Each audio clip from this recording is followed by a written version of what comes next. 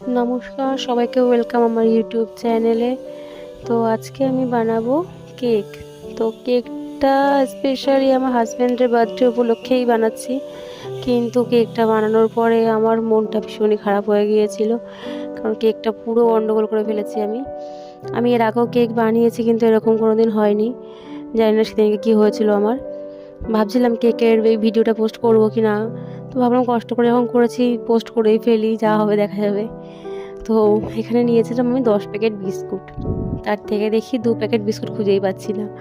পরে শুনি ছেলে একটা খেয়ে নিয়েছে আর একটা কোথায় ফেলে দিয়েছে, খুঁজে পাচ্ছি না। পরে দেখলাম পেয়ে গেছি, সেটা 9 প্যাকেট বিস্কুট আমি মিক্সচারে চিনি দিয়ে ব্লেন্ড করে নিয়েছি। আর এখানে দিয়ে দিয়েছি আমি বেকিং পাউডার, দিয়ে দুধ দিয়ে ভালো করে গুলিয়ে ফেটিয়ে নেব। এবার কি হয়েছে, কেকের যে ব্যাটারটা আমি তৈরি করেছি সেই ব্যাটারটা একটু পাতলা হতে হতো, যার জন্য আমার গন্ডগোলটা ওখানেই হয়ে গেছে। তো ব্যাটারটা একটু পাতলা করিনি বলেই আমার অসুবিধা হয়েছে, কেকটা হতে অনেকক্ষণ সময় লেগে গেছে। আর এদিকে আমার কাছে কেক টিন নেই, তো আমি অ্যালুমিনিয়ামের একটা পাত্রে ভালো করে রিফাইন তেল মাখিয়ে তার উপরে পেপার দিয়ে তার উপর আরেকটু রিফাইন তেল মাখিয়ে নিলাম।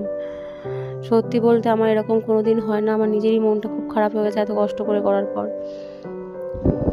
তো আমি জানি ভিডিওটা একদমই ভালো হয়নি, তবুও এত কষ্ট করে করেছি তাই পোস্ট করেই ফেললাম। আর এদিকে এই যে আমি যার জন্য পুরো ভিডিওগুলো করিনি ঠিকঠাক করে। আর এদিকে এই যে ক্রিমটা তৈরির সময়ও আমি পুরো গন্ডগোল করে ফেলেছি।